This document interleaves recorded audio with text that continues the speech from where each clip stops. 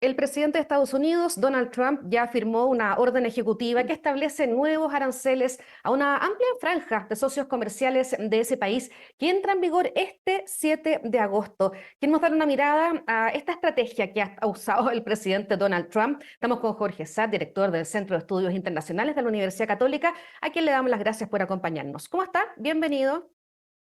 Gracias, Gabriela, por la invitación. Buenas tardes. Muy buenas tardes. Bueno, ya tenemos a Trump que publicó esta lista de países con los que negoció y a los que les terminó imponiendo distintas tasas. A Brasil, por ejemplo, anunció un 50%, después retrocedió, eximió cientos de productos, pero es la estrategia que ha ido adoptando en el último tiempo Donald Trump, esta amenaza y luego retrocede. ¿Cómo lo ven ustedes? Ahora, efectivamente, el 7 de agosto ya entran en régimen los llamados aranceles recíprocos que están llevando a Estados Unidos de un nivel promedio histórico de 3% aranceles con el mundo a casi el 18%.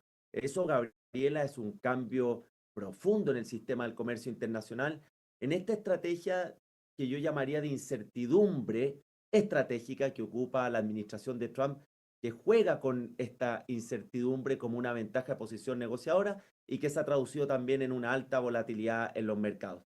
Esto no está escrito sobre piedra, esto es un primer paso, pero nada puede descartar que el día de mañana haya nuevas modificaciones arancelarias que, como sabemos, ya no solamente se utilizan como una herramienta política comercial, sino también para fines políticos de otra índole.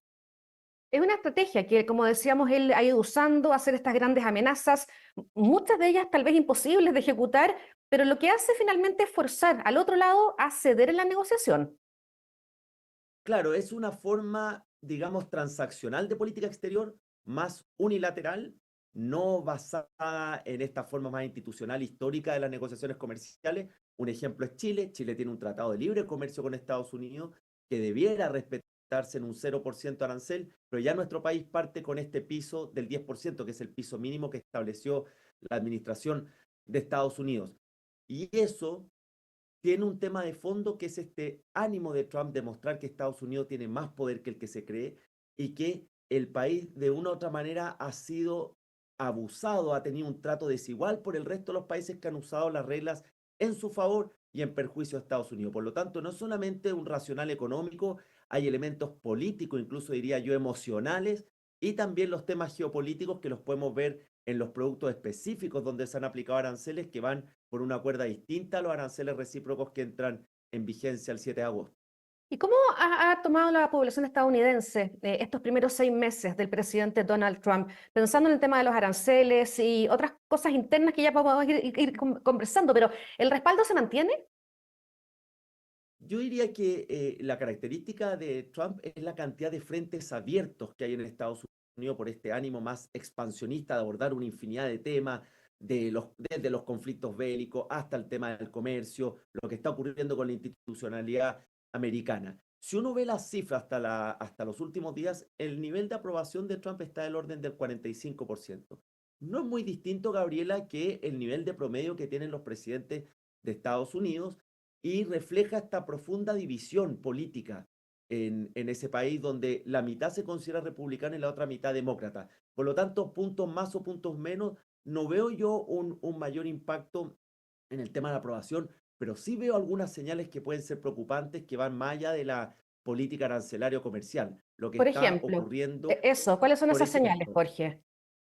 el desafío a la institucionalidad monetaria, lo que ha ocurrido con la Reserva Federal, la reciente renuncia anticipada de la gobernadora de la Fed. En materia fiscal, Estados Unidos tiene un problema estructural que arrastra ya una deuda pública que se acerca al 100% de su producto y con el último ley aprobada, este Big Beautiful Law, que tiene una serie de incentivos tributarios, ese déficit podría ir incrementándose, aun cuando vía aranceles esté recaudando más. Hay una segunda preocupación. Y la tercera es, como yo te decía, el tema de la política arancelaria. ¿En qué se ha traducido esto? Fíjate que no se ha traducido en una caída muy pronunciada de las bolsas. De hecho, muchos de los índices están en niveles históricos, sino que el dólar ha ido mostrando un cierto debilitamiento. ¿Y cómo se interpreta eso? De que los inversionistas no es que se estén retirando de la inversión en esa moneda, sino que están diversificando su exposición al riesgo.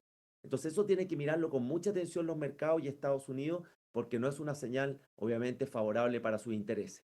Bueno, Trump también hizo noticia hace un par de días cuando despidió a la jefa de la Oficina de Estadísticas Laborales, que es una de las instituciones más económicas más importantes del país, porque no le han gustado los números, los números negativos, los datos negativos respecto a la creación de puestos de trabajo. O sea, no me gustan los números y hecho a la que eh, arma los números, da los números, es una cosa bien llamativa. Claro, esta forma impulsiva, muy estudiada en su estilo, en su capacidad de copar la atención pública. Fijémonos que todas las semanas tenemos alguna nueva noticia que proviene del presidente de Estados Unidos. Esta forma además de comunicarse a través de su red social, que incluso significó unos dime y diretes con Rusia. Entonces, una nueva forma, Gabriela, de cómo se está organizando el mundo, por lo menos el rol de Estados Unidos, que no se puede analizar con la lupa tradicional, porque derriba todos los principios, los dogmas o los estilos que estábamos acostumbrados. Hablemos de Rusia. El Kremlin respondió a Estados Unidos después de que el presidente anunciara este despliegue de dos submarinos nucleares, una nueva escalada de tensiones entre ambas potencias. ¿En qué está eso? ¿Qué posibilidad hay de que él finalmente pueda intervenir y pueda lograr un alto al fuego, o una tregua por lo menos, entre Rusia y Ucrania? A ver, lo que nosotros podríamos decir después ya nos encaminamos al tercer año, en febrero, de la invasión de Rusia a Ucrania, es que esto se transformó en una guerra de desgaste, con muy pocos avances, con algunos ataques de lado y lado, especialmente a través de la ofensiva de los drones, con pocas perspectivas de una negociación duradera, más allá de algunos planteamientos de cese al fuego, y con una Rusia que ha demostrado que ha podido sostenerse económicamente, a pesar de las sanciones económicas, porque ha desviado comercio hacia China, hacia Turquía, hacia India, y que también se ha podido sostener militarmente a pesar de todas las críticas. Creo yo que mientras Rusia sienta que la OTAN está en la puerta de su casa, no va a ceder. Y hoy lo que nos muestra es que el sartén por el mango lo está teniendo Putin. Porque por otra parte hay una impaciencia de seguir financiando esta ofensiva ucraniana. Zelensky también está enfrentando algunos problemas de política interna, especialmente porque no se han podido llevar adelante ni las elecciones presidenciales ni las parlamentarias.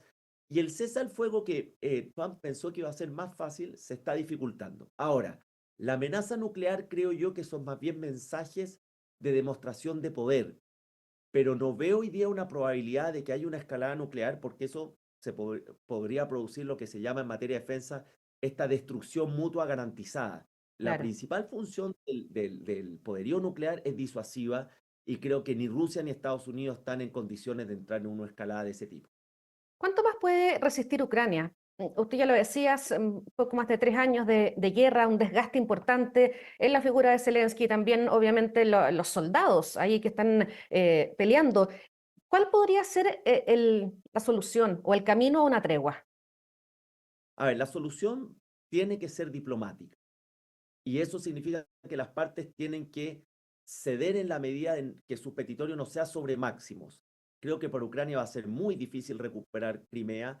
La región del Donbass también se ve que es la parte este, digamos, de Ucrania, donde se concentra más el conflicto actualmente.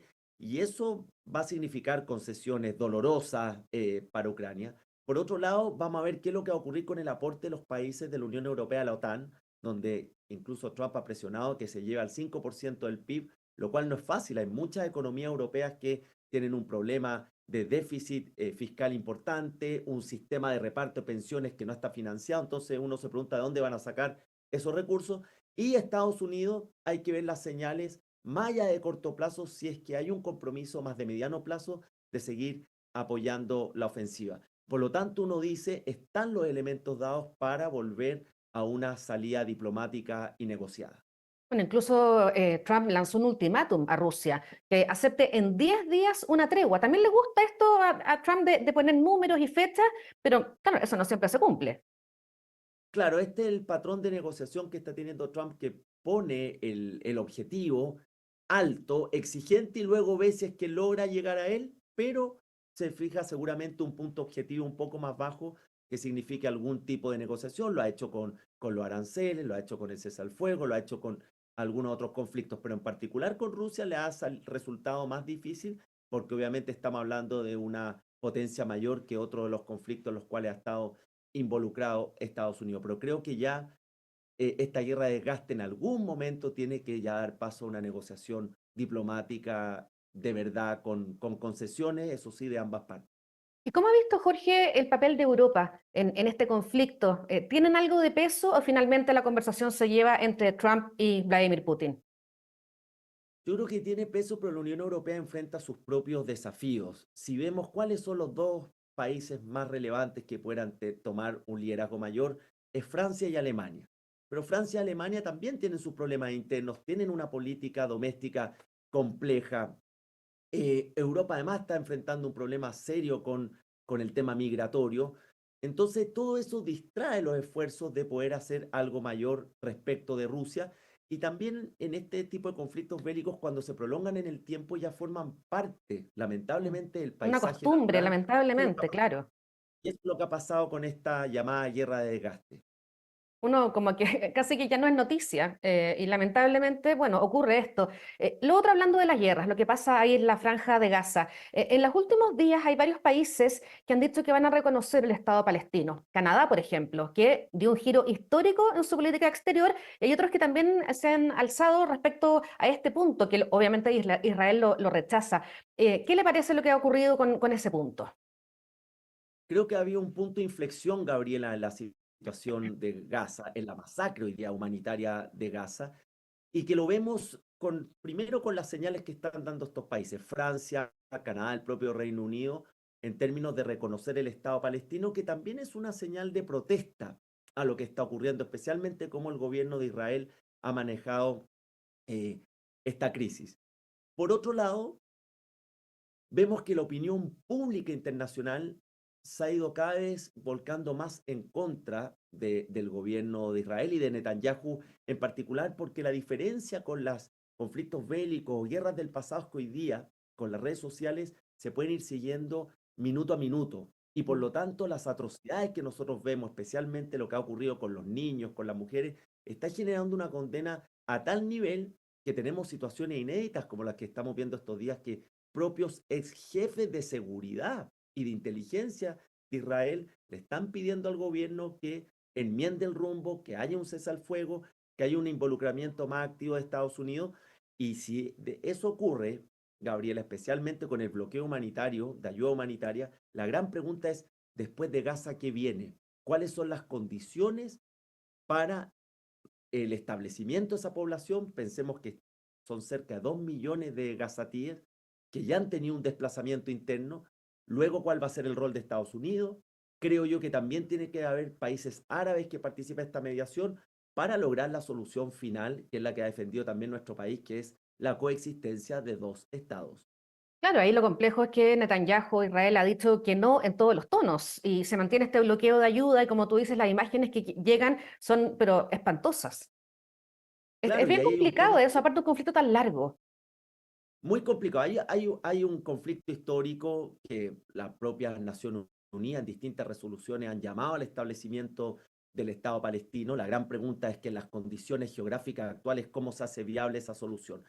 Segundo, hay un tema de supervivencia política del primer ministro Netanyahu, que requiere ciertos partidos y que sabe que este tipo de conflictos le permite también permanecer en el poder. Tercero, está todo el planteamiento de cómo se reformula el gobierno, la Autoridad Nacional Palestina, donde yo creo que países como Egipto, como el propio Emirato Árabe, Qatar, Arabia Saudita, que han tenido una participación en las negociaciones, pueden contribuir en esos acercamientos, pero todo eso nos lleva finalmente, Gabriela, a la conclusión de que hay que restablecer la diplomacia, hay que restablecer las negociaciones, eh, porque ya la presión internacional y de la opinión Es pública es fuertísima. cada vez mayor y creo que esto al final del día, obviamente no está contribuyendo a la libertad del pueblo palestino, lo vemos en las imágenes día a día, pero tampoco con la seguridad de largo plazo de Israel, porque al final del día lo que se está engendrando aquí es más odio, es más resistencia Mm. y eso es un problema de seguridad nacional de largo plazo muy complejo para Israel si es que quiere seguir en esta vía. Y por eso es importante saber qué puede hacer aquí Donald Trump, por ejemplo, que ha tratado de intervenir, pero es complejo también.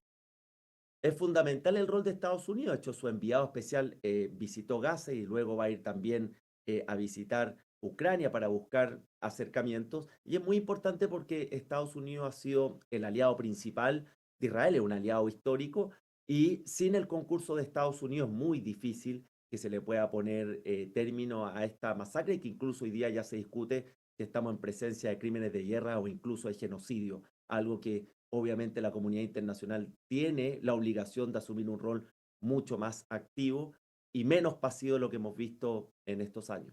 Claro que sí, Jorge. Bueno, le damos las gracias por habernos acompañado. Hicimos ahí una suerte de análisis general de lo que está pasando en distintas partes del mundo, pero especialmente ahí el papel de Estados Unidos y de su presidente Donald Trump. Muchas gracias.